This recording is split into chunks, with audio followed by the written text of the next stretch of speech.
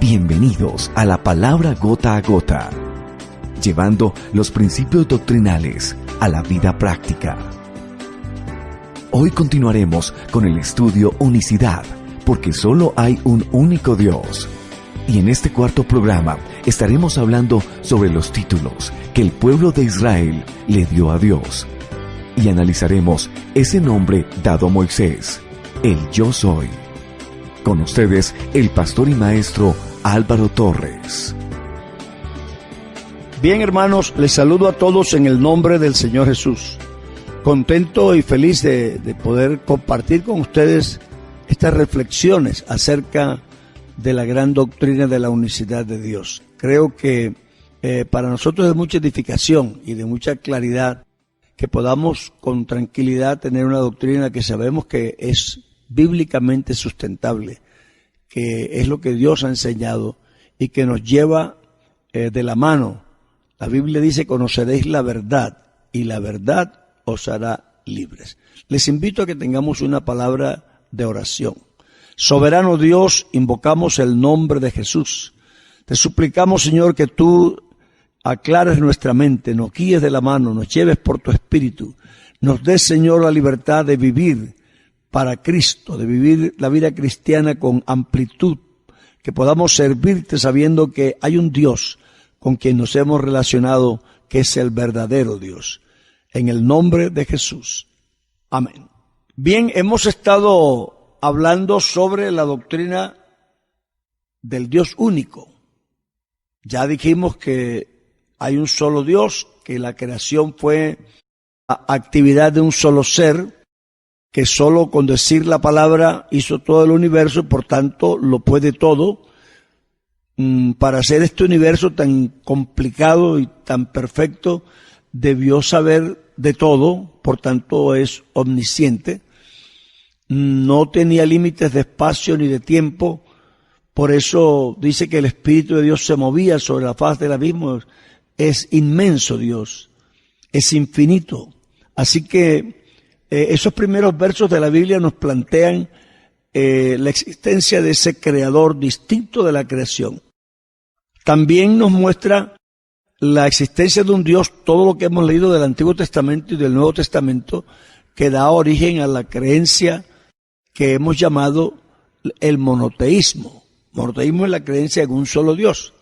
Sin saber quién sea, ni cómo se llame, ni cuál es su identidad, descubrimos que está ahí un ser que lo hace todo.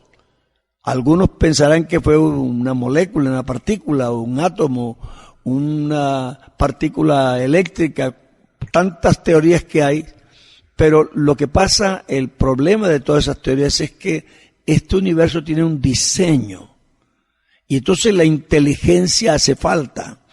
Así que cuando nos reducimos al hecho de que el Creador no solamente tuvo el poder, sino que tuvo la sapiencia de hacerlo con un diseño, entonces nos vamos a reducir a que tiene que ser un ser inteligente, un ser con voluntad, un ser con capacidad pensante, que tiene en su mente una proyección de diseño no solo inteligente, sino muy hermoso. Solo uno darle una mirada a este universo y queda uno asombrado de los desiertos, de las montañas, de los ríos, de los mares, de los árboles, tantas formas y tamaños de flores, colores, perfumes. No, esto es una belleza y todo se disfruta. Entonces, tenemos un Dios, pero un Dios inteligente, un ser que tiene un diseño. Así que ese Dios único lo planteamos en el Antiguo Testamento y descubrimos que se llama Jehová. En realidad, la identidad de Dios en cuanto a su nombre está expresada por 4 consonantes que se llaman el tetragramatón. Estas consonantes sí están en el texto bíblico. La discusión a veces se ha formado sobre la fonética de cómo sonaría el nombre. Y entonces eso pues ha llevado a discusiones, pero en realidad aunque prescindamos de la fonética del nombre, las 4 consonantes siguen vigentes. Y como he dicho antes, mi nombre se pronuncia distinto en varios idiomas y algunos lo dicen de manera diferente, pero básicamente es mi nombre. Y la fonética de las vocales a veces puede variar, aun porque las personas tengan otro idioma y ya no pueden hacer ciertas modulaciones fonéticas y entonces le dan otras, pero el nombre es el mismo. Dios tiene un nombre que son 4 letras que están relacionadas con el verbo ser, el siempre existente, o como dice la enciclopedia Wikipedia, yo soy el que quiera llegar a ser y el que necesite llegar a ser. Así que Dios es lo que Él es y lo que Él quiera ser. Ese Jehová es el que encontramos desde Génesis hasta Malaquías. Todos los libros de la Biblia lo identifican como Jehová, o las 4 consonantes que no es que sean impronunciables. Lo que pasa es que el idioma hebreo, que no tenía vocales, era todo impronunciable a menos que las personas supieran la palabra de memoria. Los sacerdotes, por ser muy temerosos de Dios, procuraban no pronunciar ese nombre y entonces lo reemplazaban. Pero es que no es que le cambiaran el nombre, ni que ese nombre fuera impronunciable o no se pudiera pronunciar, sino que ellos por reverencia no lo hacían. Entonces, creo que a veces las cosas se dicen, pero no se dicen con claridad. En el Nuevo Testamento encontramos que ese Dios, que en el Antiguo Testamento se llama Jehová, aquí se le llama el Padre. El Padre es el Dios único. El Señor Jesús, orando en su oración sacerdotal, Él dice que te conozcan a ti el solo Dios verdadero. Y Pablo dice, para nosotros, sin embargo, solo hay un Dios, el Padre. Entonces, ese Dios que se conoce en el Nuevo Testamento es Dios el Padre quien hizo todas las cosas. Nosotros no encontramos, valga el momento para decirlo, en la Biblia la expresión Dios el Hijo, que entre otras cosas serían contradictorias, porque hijo es un ser que empieza en un momento y proviene de alguien. Y ser hijo eternamente, eso no es posible. Sería en el momento que empiece a ser y no termine, pero no que sea sin principio ni fin la condición de hijo. Entonces, no encontramos en la Biblia la expresión Dios el Hijo ni el Hijo eterno. Así que el Hijo está en el tiempo. Eso de decir que es eternamente procedente también es contradictorio. Los teólogos de pronto le den vueltas y traten de explicarlo, pero en términos prácticos, concretos y coloquiales de este mensaje sencillo del Evangelio no tiene sentido, porque eternamente procedente es que sale, intenta salir y sale otra vez, intenta salir pero nunca sale, es decir que nunca es. Así que una cosa eternamente procedente es una cosa que no existe, que intenta ser pero no llega a ser eternamente. Eso sería una angustia, eso sería una desesperación, pensar en algo que trata de ser y nunca es. Así que no es eternamente procedente, no es el Hijo eterno, ni es Dios el Hijo. Pablo dice que para nosotros, sin embargo, solo hay un Dios, el Padre. Hermano Álvaro, una cosa importante, y de pronto hay muchos oyentes que apenas se acercan al programa Gota a Gota, y qué rico resumirlo en esta mañana, es ¿qué implicaciones en mi vida práctica, en mi vida cristiana implica ese concepto de un solo Dios? Bueno, me parece que la pregunta es interesante, el hecho de qué implica el creer en un solo Dios. Es que el creer en un solo Dios reduce el Evangelio a la sencillez de la creencia. Una persona, cuando lee la palabra de Dios, descubre no solamente que es Deuteronomio 6:4, es que el Dios aborda el tema desde el capítulo 4. Sí, que son como 2 capítulos largos además, que tratan de explicarle a Israel lo que pasó y la conclusión a que eso los debe llevar. Él dice, pregunten si en todo el mundo, desde donde nace el sol hasta donde se pone, si pueblo alguno ha oído la voz de su Dios, si algún pueblo ha visto lo que ustedes han visto, de cómo Dios sacó a su pueblo de otro pueblo con señales y prodigios y milagros. Ese planteamiento no es para Dios hacerse el grande, ni para mostrarse impresionante, sino para reducirle el pensamiento del pueblo a que solo un solo ser lo pudo hacer. Dice, pero a ti te fue mostrado para que tú comprendas, para que creas, para que entiendas que Jehová es Dios y que no hay otro. Es decir, los dioses paganos, ninguno puede hacer lo que Dios hizo. Solo hay un Dios que es capaz de hacerlo así. Entonces, toda esa argumentación de 2 largos capítulos lo lleva a la conclusión de, oye Israel, mira, tu Dios es único, tu Dios es singular, no hay otro, solo Él es. Israel, Jehová nuestro Dios, Jehová uno es. Pero enseguida tiene un efecto práctico, porque le está diciendo, solo hay uno, es uno, a ti te fue enseñado y esto se lo vas tú a enseñar a tus hijos. ¿Qué le vas a decir? Cuéntale que tú fuiste esclavo y que ese milagro que pasó contigo no pasa con nadie, solamente contigo. Estas palabras que yo te mando hoy, tú se las enseñarás a tus hijos cuando vayas de camino, cuando estés comiendo, cuando te acuestes, mejor dicho, todo el día y en todas partes. Así que la realidad del solo Dios es una realidad que lleva a la simpleza de la creencia.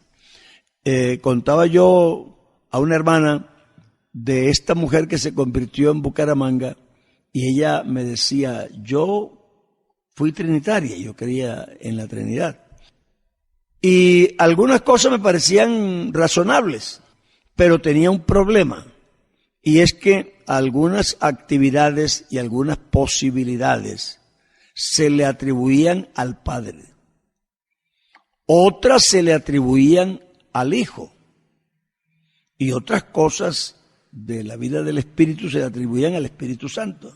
Y algunas me parecía sencillo, pero otras yo tenía un problema, decía ella, porque no sabía si atribuírselas al Padre, al Hijo o al Espíritu Santo por la naturaleza del problema, porque le enseñaron que Dios ejercía sus funciones dependiendo en qué plano estaban, usaba una de sus personalidades o de sus personas, pero en realidad para ellos era un complique. Entonces la creencia en un solo Dios hace sencilla la creencia, hace sencilla la relación con Dios. Yo hablo con un Dios, Él es único, Él lo abarca todo, Él lo hace todo, Él se relaciona porque en Él, para Él y por Él son todas las cosas, y en Él todas las cosas subsisten. Somos uno en Él. Es decir, que en Dios no importa que yo necesite una cosa que sea para la carne, para el espíritu, para el futuro, para la dimensión de mi espíritu o de mi materialidad.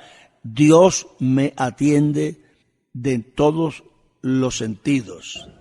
Hermano Álvaro, en el Antiguo Testamento entonces nos queda claro que el nombre de Dios es Jehová. Pero el pueblo de Israel entonces le atribuía otros títulos, el Señor, Elohim, Adonai. ¿Esos son nombres o títulos? Me parece buena la pregunta cuando pensamos en cómo se llamaba Dios. Yo creo que ha habido una distorsión en la enseñanza, de pronto no siempre o no necesariamente malintencionada. En el Antiguo Testamento aparece Jehová como el Dios de mi estandarte, o Dios de mi paz, o Jehová el Dios de los ejércitos.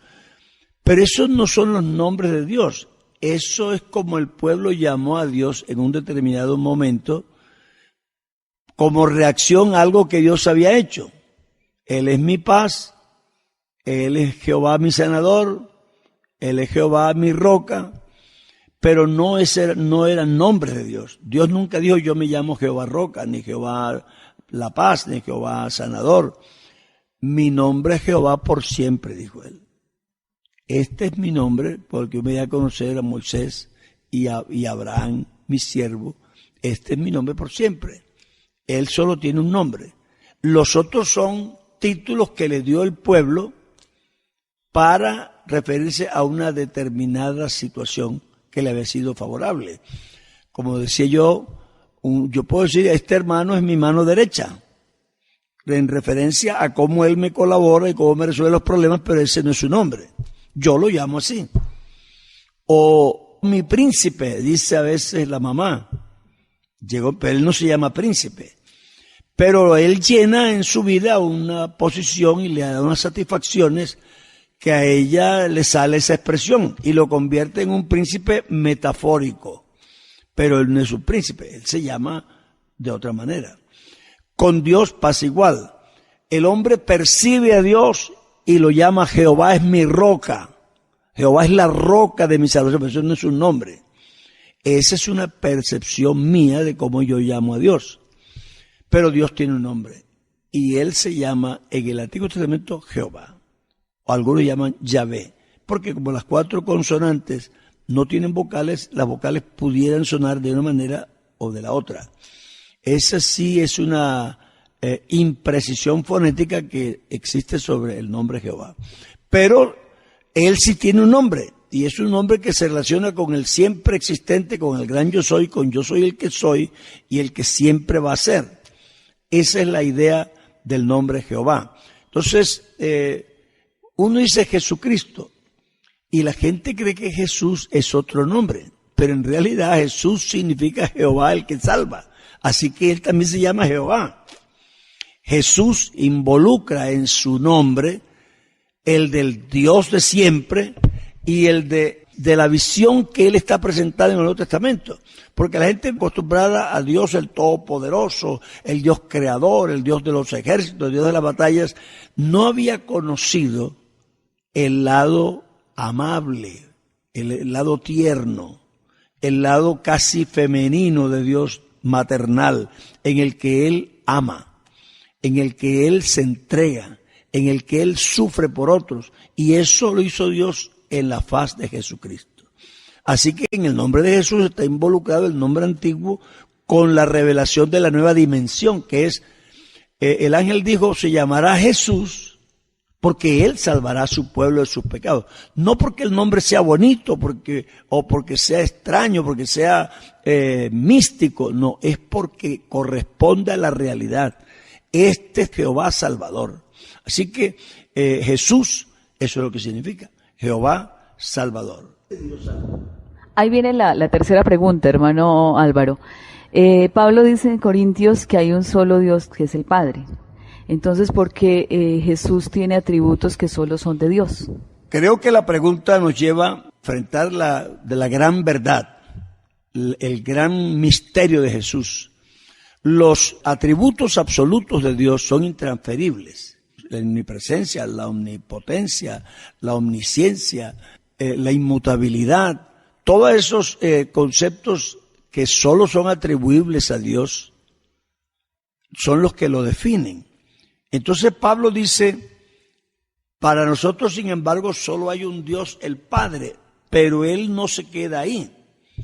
En Romanos, Él dice, vean, para explicar a un hombre, con decir quién es su papá y su mamá es suficiente. Pero con Jesús tenemos una situación distinta. Y Él tiene que explicar lo que no se tendría que explicar de nadie. Él dice, bueno, Cristo, según la carne, a mí nunca me han dicho eso. Yo soy Álvaro según lo que soy. Solo soy eso, un hombre. Pero cuando hablan de Jesús, Él dice, Jesucristo, el Cristo, según la carne, viene de los patriarcas. Pero Él sobre todo es Dios. Así que esa explicación que hay que hacer acerca de Jesús, que no se tiene que hacer acerca de nadie, porque todo el mundo tiene una sola ascendencia y Cristo tiene una doble ascendencia, es lo que hace a Cristo distinto a todos los seres. Él es una cosa y la otra a la vez. Él es Jesucristo, el Dios Todopoderoso. Ahora, creo que esto es bíblicamente sostenible y también explicable. Yo creo que no hay tanta complicación si uno se reduce a la simpleza de lo que lee y de lo que observa de Jesús. Si la Biblia dice que solo hay un Dios, el Padre, y eso es definitivo, y también nos dice que Jesucristo es Dios sobre todas las cosas, tenemos un problema. O hay dos dioses, o Jesucristo es el Padre. O tenemos un Dios el Padre y tenemos un Dios Jesucristo, o Cristo, por ser Dios, es el único Dios que existe, que es el Padre. No hay otra forma, es decir, no hay manera de que yo pueda evadir esa realidad. Si Cristo es Dios, tiene que ser el Padre, porque el único Dios que existe es el Padre. Pablo dice claramente, aunque haya muchos que se llamen señores y muchos que se llamen dioses, para nosotros, sin embargo, solo hay un Dios, el Padre. Y dice, Cristo es el Padre. Porque si es Dios, no puede ser otro Dios, porque no existe otro Dios. Entonces, ahí ya nos enfrentamos con la realidad de la divinidad de Jesucristo. Jesucristo además lo declaró. Él dijo, yo y el Padre uno somos. Entonces, generalmente yo diría el Padre y yo, ¿verdad? Uno cuando estaba chiquito, la mamá le decía que el asno por delante. Ya, amiguito, no hable así, que el asno va por delante. Porque lo normal que nosotros diríamos sería el Padre y yo, por deferencia. Pero Cristo no estaba hablando por deferencia. Cristo estaba hablando en términos teológicos profundos. Y él dice, no, aquí vamos a quitarle la belleza al idioma y vamos a decir la verdad. Yo y el Padre, uno somos. Es decir, mi real yo, mi ser esencial, no es otra persona, es el Padre. Yo y el Padre, uno somos. En el caso de sus discípulos, cuando se enfrentó con ellos y les habló pues de que él iba a ser entregado y que lo iban a matar y que las ovejas iban a ser esparcidas, etcétera, y les dijo, no se turbe vuestro corazón. Felipe le dice, bueno, Señor, siempre nos toca estar asustados a menos que tú nos complacieras en algo. ¿Y en qué quieres que te complazca? Bueno, dinos solamente, muéstranos aquí al Padre y ya quedamos satisfechos. Bueno, esa pregunta fue la misma que hizo Moisés, esa petición. Moisés le dijo a Jehová, muéstrame tu rostro, muéstrame tu gloria. Dios entendía lo que Moisés le estaba pidiendo. Y él dijo, nadie verá mi rostro y vivirá. Pero Felipe, con mucha desfachatez y atrevimiento, se atreve a pedirle a Dios lo mismo. Muéstranos al Padre y nos basta. Pero en este caso, no le dan la misma respuesta. Jesucristo no le dice, Felipe, lo que tú estás pidiendo es demasiado. Tú no puedes pedir eso. Eso no es posible. Tú no puedes ver al Padre. No. En vez de eso, Jesús lo complace. Pero lo complace con unas palabras retóricas. Él le dice, pero Felipe, tanto tiempo hace que estoy con vosotros y no me has conocido. El que me ha visto a mí, ha visto al Padre. Entonces fíjese cómo aquí la respuesta es distinta. En vez de negarse y decirle que es un imposible, a él lo complacen. Y le dice, el que me ha visto a mí, ha visto al Padre. ¿Cómo dices tú que te muestre al Padre? Si yo estoy aquí con ustedes todo el tiempo. hace tanto tiempo que estoy con ustedes y tú no me has conocido. El que me ha visto a mí, ha visto al Padre. Y esa expresión la remata enfatizando otra verdad que lo que hace es que subraya la primera. Él le dice, si no me crees por lo que digo, entonces créeme por lo que hago. Porque las obras que yo hago, no las hago de mí mismo, es decir, no las hago como un ser humano, sino que el Padre que mora en mí. Y me fascina a mí esa palabra, porque morar es habitar de manera permanente. Y la Biblia dice que en Él habita toda la plenitud de la divinidad corporalmente. Yo creo que esta fue la oportunidad más fácil que tuvo Cristo de decirnos qué entidad divina lo habitaba. Él puede decir el Hijo Eterno que está en mí, pero Él no dijo el Hijo Eterno que está en mí. Él dijo el Padre que mora en mí. Él hace las obras. Es decir, que Cristo está diciendo que la entidad divina que lo habitaba de forma permanente no era el Hijo Eterno, ni era Dios el Hijo, era el Padre. Dice, el Padre que mora en mí, Él hace las obras. Así que yo creo que tuvo Felipe el privilegio más grande de la vida. Lo que ni el gran Moisés pudo tener, él lo tuvo. Él dijo, muéstraos al Padre, y se lo mostraron. Aquí estoy. El que me ha visto a mí, ha visto al Padre. La Biblia sí había dicho ya en el Antiguo Testamento, hablando del Mesías y dándole esperanza al pueblo. Él le dice, un niño nos es nacido, hijo nos es dado, y el principado sobre su hombro. Se llamará su nombre admirable, Dios fuerte, Padre eterno, príncipe de paz. Yo creo que eso no puede ser más claro. Ese niño, porque si pudiéramos entender que esto es una profecía, ¿cómo viene la profecía? Puede ser que Isaías tiene una visión y él ve en la bruma del tiempo una imagen que es como un niño, y él dice, un hijo nos es nacido.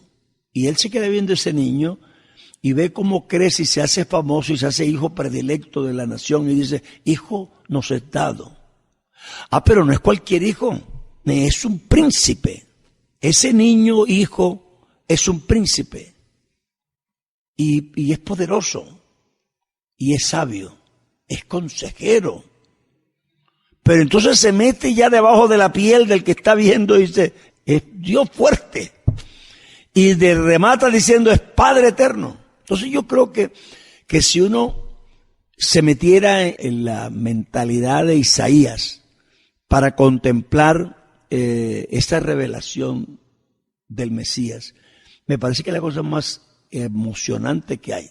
Es decir, él va descubriendo, como quitando capas, quién es ese niño que él está viendo.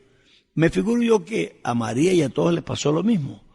María tenía sus palabras y sabía que era el Espíritu Santo y todo, pero ella no tenía claridad, porque es muy grande saber eso. Y dice que ella miraba a Jesús y guardaba todas estas cosas en su corazón. Se ve que no pasó una sola, pasaron muchas, que ella no se podía explicar, pero que le hacían pensar que este niño era algo extraordinario. Y a él lo persiguieron y lo atacaban porque hasta los extraños sospecharon que él se quería hacer rey y suplantar al de Roma. Y decían, y él lo ha dicho, que él está aquí para gobernar. En realidad Cristo no había dicho exactamente eso, pero lo dejó entender. Y la gente percibía que en ese muchacho había un príncipe. No era como los escribas, no era como los fariseos, hablaba distinto, explicaba distinto, tenía autoridad, la gente lo seguía y dice, mirad, el mundo se va tras él lo ha hecho todo bien. Entonces, es decir, él hizo lo que nadie había hecho y dijo, si yo no hubiera dicho cosas que nadie ha dicho y no hubiera hecho cosas que nadie ha hecho, ustedes tendrían excusa, pero ahora no tienen excusa. Es decir, que lo que Cristo dijo e hizo era una cosa totalmente inédita.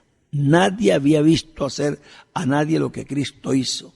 Así que el Señor revela en su ser lo que es el Padre. Mi ser real es Jesús, es el Dios Todopoderoso. Y Él dice en un versículo, y Él dice, y si no creéis que yo soy, en vuestros pecados pereceréis. Esta expresión del yo soy es muy como incógnito, como fascinante, porque revela algo que sin parecer extraordinario es la esencia misma de la existencia. Yo soy. Y si ustedes no creen que yo soy, se mueren en sus pecados. Fíjate que el día que estuvieron en el huerto y lo iban a capturar y pasaron de largo, Él los llamó y les dijo, ¿ustedes a quién buscan? Y le dijeron, buscamos a Jesús de Nazaret. Y Él dijo, yo soy. Y se cayeron de espaldas. ¿Por qué? Eso es inexplicable. Pues yo soy es el verbo ser. Pero tiene que haber pasado algo. Porque esa gente, además matones que eran, no se iban a caer de espaldas solo porque Él dijo, yo soy. Ellos se repusieron y le volvieron a preguntar, ¿usted a quién busca? Dice, a Jesús Nazaret. Y ahora Él dijo, yo soy, no pasó nada. Lo que quiere decir que la primera vez Cristo no era la inflexión del verbo ser, sino la revelación del gran yo soy. Y esa revelación poderosa los hizo caer a tierra. La segunda vez Él conjugó el verbo y no pasó nada, porque un verbo no es nada. Cristo no es un verbo, Cristo es el Dios todopoderoso. Así que aquí encontramos la revelación de aquel que dijo, diles que yo soy te envió. Y si ellos me preguntan quién me envió, ¿qué les digo yo? Diles, yo soy, me he enviado. Así que esta revelación impactó tan fuertemente a estas personas que ellos no pudieron contenerse. Hay un libro que se llama All About the Bible, todo acerca de la Biblia, en inglés, escrito hace muchos años, porque lo leí yo hace 50 y hablaba de cosas que pasaron hace 50, así que hace 100 años. El obispo Trench, que era inglés, dio una conferencia en Londres y haciendo exégesis pues, de las Escrituras, cuando le preguntaron a Jesús cuál era el día de su venida, y él dijo, no lo sabe ni el Hijo, sino el Padre. Dice él que no debió traducirse así. Debió decir, ni el Hijo, si no fuera el Padre. Y creo que esa es la esencia de lo que encontramos en Isaías.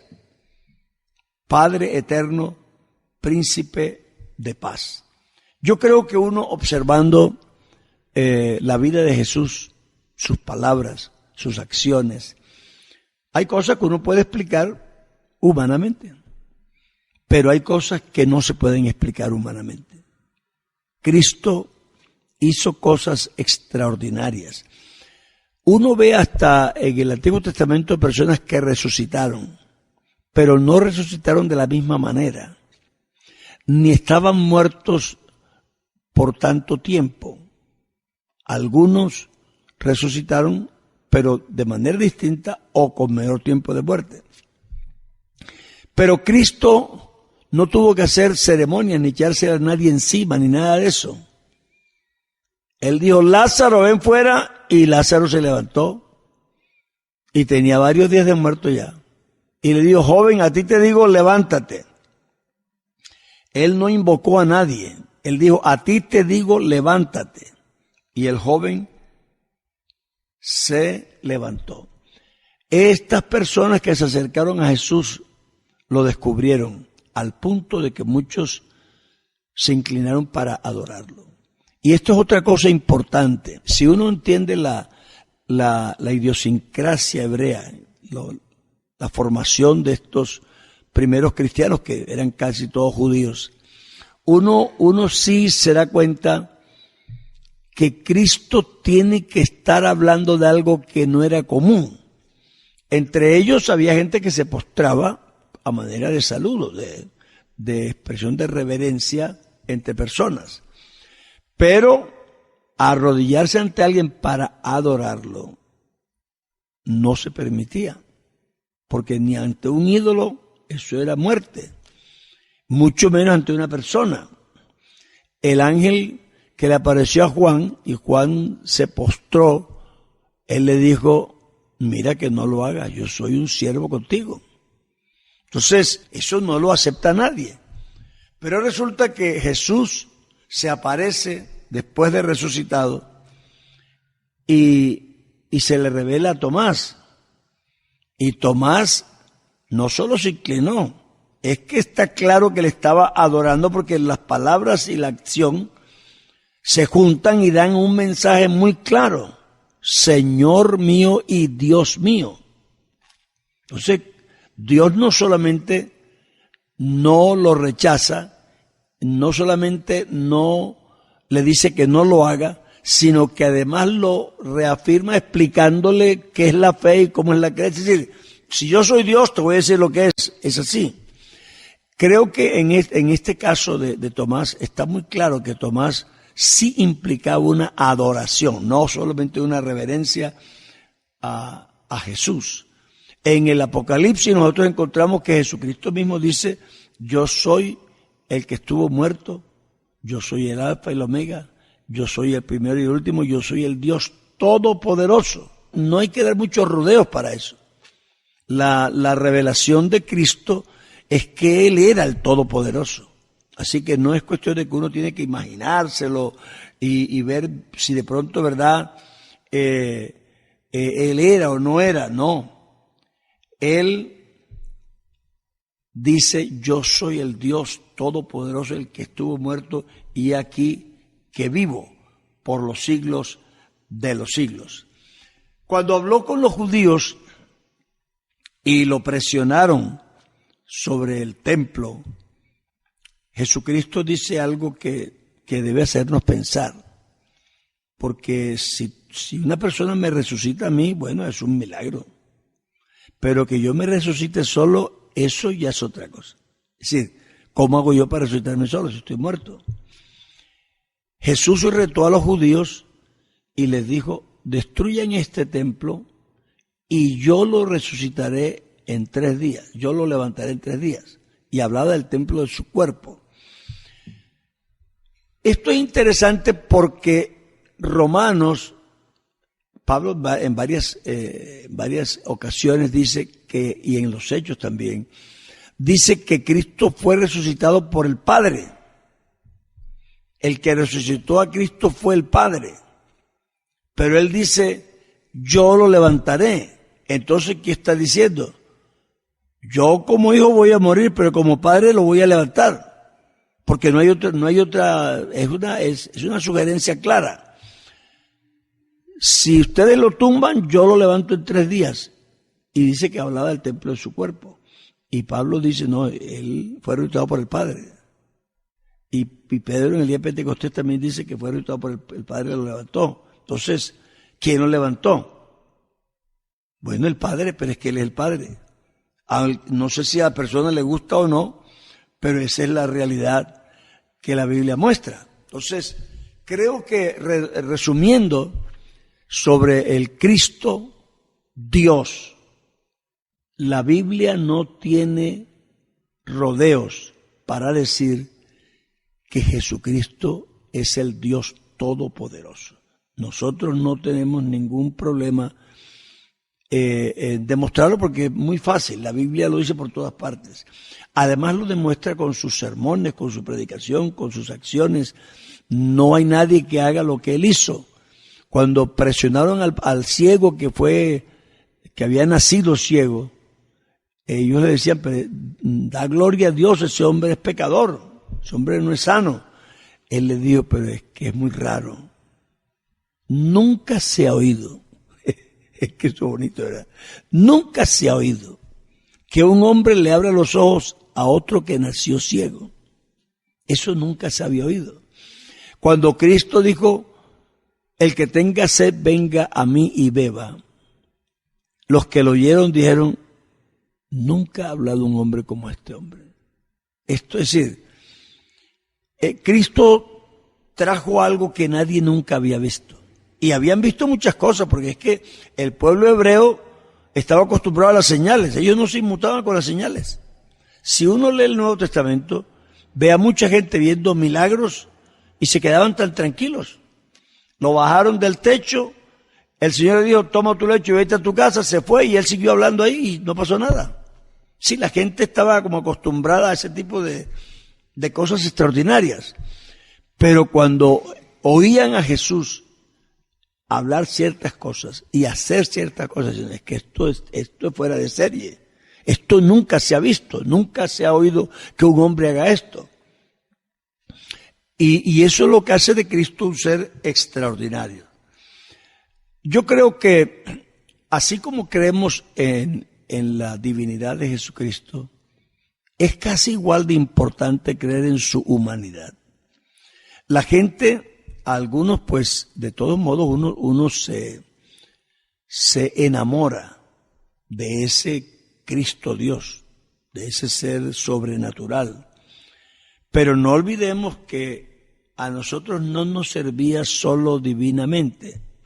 Él, para que nos sirviera a nosotros, tenía que ser humano. Porque hasta la redención dice que no hay remisión de pecados sin derramamiento de sangre.